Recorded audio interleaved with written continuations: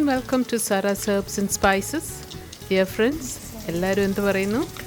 സുഖമായിട്ടിരിക്കുന്നു എന്ന് വിചാരിക്കുന്നു. ഇന്ന് നമ്മൾ ഉണ്ടാക്കാൻ പോകുന്നത് ഒത്തൻറ്റിക് ആൻഡ് ട്രഡീഷണൽ ആയിട്ടുള്ള ബീഫ് കട്ട്ലറ്റ്സ് ആണ്. Let's get to the recipe. 1 kilo ബീഫിൻ്റെ കട്ട്ലറ്റാണ് ഉണ്ടാക്കുന്നത്. അതിനായി ഉരുളക്കിഴങ്ങ് വേണ്ടുന്നത് 350 മുതൽ 400 ഗ്രാം വരെ. ഇത്രയും മതി. കൂടുതലായാൽ കട്ട്ലറ്റ് പൊടിഞ്ഞു പോകാനുള്ള സാധ്യതയുണ്ട്. അതുകൊണ്ട് ഒരു മാക്സിമം 400 ഗ്രാം എടുത്താൽ മതി. ഇത് നമുക്ക് ഒരു 5 വിസിൽ വരെ പ്രഷർ കുക്കറിലിട്ട് വേവിച്ചെടുക്കാം.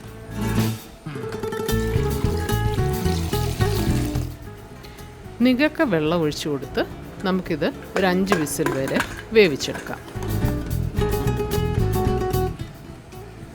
സവാള ഞാൻ എടുത്തിട്ടുണ്ട്. 3 വലിയ സവാളയാണിത്. അത് നമുക്ക് പൊടിയായി കൊത്തിയരി. ബീഫ് ഞാൻ പറഞ്ഞ പോലെ 1 കിലോ ബീഫാണിത്. ഇത് വലിയ സൈസ് ലാർജ് പീസായിട്ട് കട്ട് ചെയ്ത് വെച്ചിട്ടുണ്ട്. ചെറിയതായിട്ടല്ല, വലുതായിട്ട് തന്നെ കട്ട് ചെയ്ത് നമുക്കിത് ഒരു 5 മിനിറ്റ് പ്രഷർ കുക്ക് ചെയ്താൽ മതി. കൂടുതൽ വെന്ത് പോകാൻ അനുവദിക്കല്ലേ. ഇതിനകത്തൊരു 3/4 ടീസ്പൂൺ ഉപ്പും, പിന്നെ നമുക്ക് മഞ്ഞൾപ്പൊടി വേണം ഒരു 1/2 ടീസ്പൂൺ, പിന്നെ ഒരു 3/4 to 1 ടീസ്പൂൺ പെപ്പർ പൗഡർ, കുരുമുളക് പൊടിയും കൂടി ഇട്ട് കൊടുത്ത് നമുക്കിത് വേവിച്ചെടുക്കാം. ഇട്ട് കൊടുത്ത ഉപ്പും കുരുമുളകും മഞ്ഞൾപ്പൊടി എല്ലാം കൂടി നല്ലവണ്ണം മിക്സ് ചെയ്തിട്ട് നമുക്ക് പ്രഷർ കുക്ക് ചെയ്യാം. ഇതിനകത്ത് ഇനി വെള്ളം ഒഴിക്കേണ്ട ആവശ്യമില്ല, കാരണം ഇറച്ചിയിൽ ഒരുപാട് വെള്ളമുണ്ട്. അതുകൊണ്ട് അടച്ചു വെച്ച് ഒരു മാക്സിമം 5 മിനിറ്റ് അല്ലെങ്കിൽ 5-6 മിനിറ്റ് കുക്ക് ചെയ്താൽ മാത്രം മതി. അധികം വെന്ത് പോകരുത്.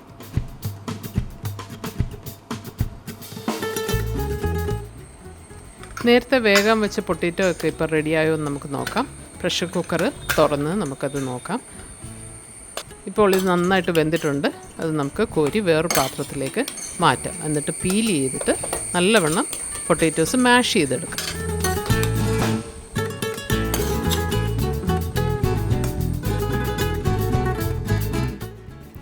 ഇപ്പോൾ ഇവിടെ പ്രഷർ കുക്കറിൽ നിന്ന് നമ്മൾ മീറ്റെല്ലാം കുക്ക് ചെയ്ത് എടുത്ത് മാറ്റി വെച്ചിട്ടുണ്ട്. ഇനി ഒരു മീറ്റ് ഗ്രൈൻഡറിലിട്ട് നമുക്കിത് ഗ്രൈൻഡ് ചെയ്തെടുക്കാം. അല്ലാതെ നിങ്ങൾക്ക് സാധാരണ മിക്സിയുടെ ചെറിയ ജാറിൽ ക്രഷ് ചെയ്ത് വേണമെങ്കിലും എടുക്കാം. ഞാനിവിടെ എൻ്റെ ഓൾഡ് ഫാഷൻഡ് മിക്സർ ഗ്രൈൻഡറാണ് യൂസ് ചെയ്യുന്നത്.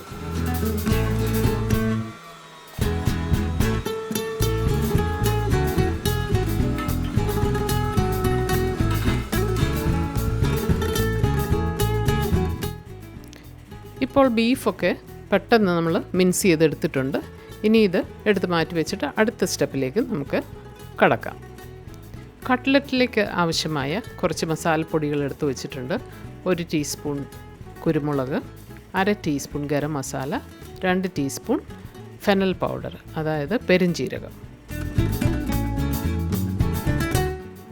നമുക്കിപ്പോൾ കട്ട്ലറ്റ് ഉണ്ടാക്കാനായിട്ട് ആരംഭിക്കാം. ഒരു പാൻ അടുപ്പത്ത് വെച്ച് ചൂടാക്കി ഒരു 3-4 ടേബിൾ സ്പൂൺ വെജിറ്റബിൾ ഓയിൽ അല്ലെങ്കിൽ വെളിച്ചെണ്ണ നമുക്ക് ഉപയോഗിക്കാം. എന്നിട്ട് സവാള, പച്ചമുളക്, ഇഞ്ചി, വെളുത്തുള്ളി, കറിവേപ്പില ഇവയെല്ലാം ക്രമമായി വഴറ്റിയെടുക്കാം.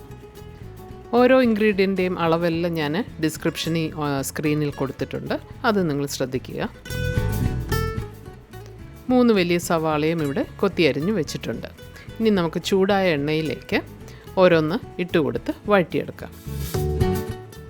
പുഴുങ്ങിയ ഉരുളക്കിഴങ്ങും ഈ സമയത്ത് ഞാൻ മാഷ് ചെയ്ത് മാറ്റി വെച്ചിട്ടുണ്ട്.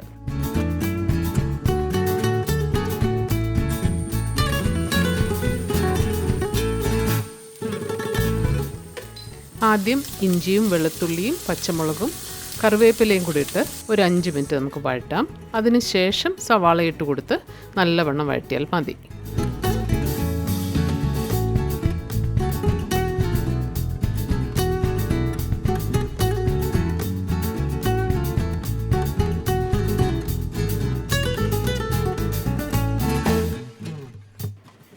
ഒരു മീഡിയം ഫയറിലിട്ട് നല്ലവണ്ണം വഴറ്റി കൊടുക്കുക. പച്ചമണമൊക്കെ മാറിക്കഴിയുമ്പോൾ നമുക്ക് സവാളയും കൂടി ഇട്ട് കൊടുക്കാം.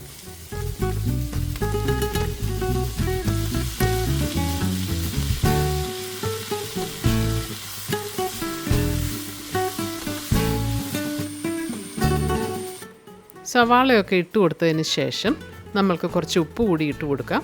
അപ്പോൾ വെള്ളമൊക്കെ ഇറങ്ങി അത് വേഗം വഴണ്ട് കിട്ടുമല്ലോ.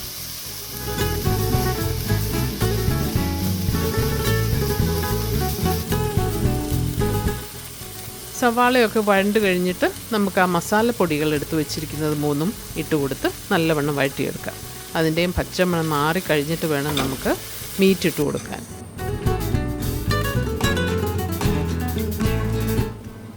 ഈ സമയം നമ്മൾക്ക് മിൻസ് ചെയ്ത് വെച്ചിരിക്കുന്ന ബീഫ് ഇട്ട് കൊടുക്കാം. എന്നിട്ട് നല്ലവണ്ണം ഒന്ന് മൊരിയുന്നിടം വരെ നമുക്കിതൊന്ന് വഴറ്റിയെടുക്കാം. നല്ലവണ്ണം മൊരിയിച്ചെടുത്താലേ ഇതിൻ്റെ അഡ്വാൻറ്റേജ് എന്താണെന്ന് വെച്ചാൽ കട്ട്ലറ്റ് ഫ്രിഡ്ജിലിരുന്നാൽ പെട്ടെന്നൊന്നും ചീത്തയാവത്തില്ല.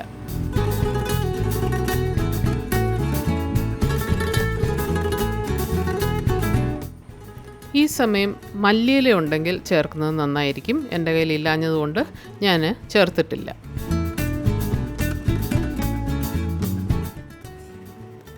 ഇപ്പോൾ മീറ്റ് കുറേ നേരമായല്ലോ ഫ്രൈ ചെയ്യുന്ന ഒരു 5-8 മിനിറ്റ് ആയിട്ടുണ്ട്. നിങ്ങൾ അതിന് ഉപ്പൊക്കെ ഉണ്ടോ എന്ന് നോക്കണം. അതിനുശേഷം ഒരു 1 അല്ലെങ്കിൽ ഒരു 2 ടേബിൾ സ്പൂൺ വിനാഗിരി ഒഴിച്ചു കൊടുക്കണം. അതൊരു നല്ല ടേസ്റ്റാണ്. അതിനുശേഷം തീ ഓഫാക്കിയിട്ട് നമുക്ക് പൊട്ടാറ്റോസ് കൂടെ ആഡ് ചെയ്ത് കൊടുത്ത് എല്ലാം കൂടി നല്ലവണ്ണം മിക്സ് ചെയ്തെടുക്കാം. അതിനുശേഷം നമുക്ക് കട്ട്ലറ്റായിട്ട് ഷേപ്പ് ചെയ്ത് മാറ്റാം.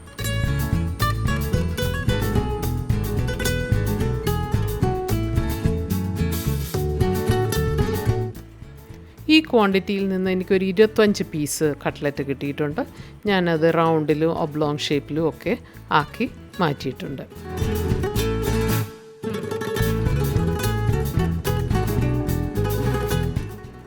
ഇനി നമുക്ക് next stage egg wash dip ചെയ്തിട്ട് ബ്രെഡ് ക്രംസി റോൾ ചെയ്ത് നമുക്കിത് മാറ്റിയെടുക്കാം. എന്നിട്ട് ഈ സ്റ്റേജിൽ നിങ്ങൾക്ക് ഇത് വേണമെങ്കിൽ ഇങ്ങനെ തന്നെ ഫ്രീസ് ചെയ്യുകയും ചെയ്യാം.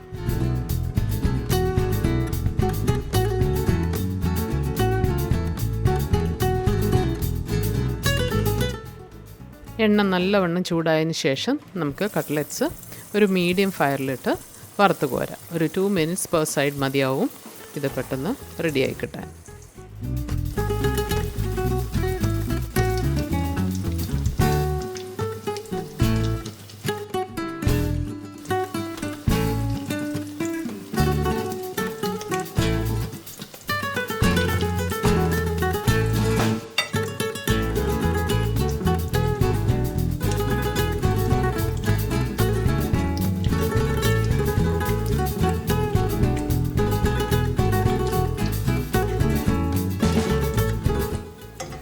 ഒരു ടിപ്പ് ഇതിനിടയ്ക്ക് പറയാം. ഒരുപാട് പൊട്ടാറ്റോസ് യൂസ് ചെയ്യാതിരിക്കുകയാണ് നല്ലത്. മെഷർമെൻറ്റ് പറഞ്ഞതനുസരിച്ച് എടുക്കുക, അല്ലെങ്കിൽ കട്ട്ലറ്റ്സ് പൊട്ടിപ്പോകാൻ സാധ്യതയുണ്ട്.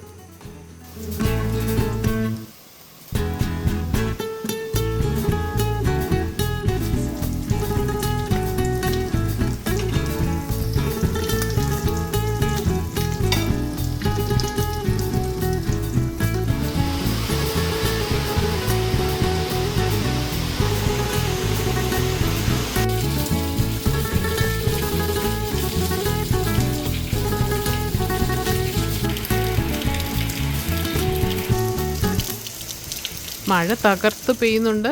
ഈ സമയത്ത് നല്ല ചൂട് യമ്മി കട്ട്ലറ്റ്സ് കഴിക്കാൻ നല്ല രസമായിരിക്കും.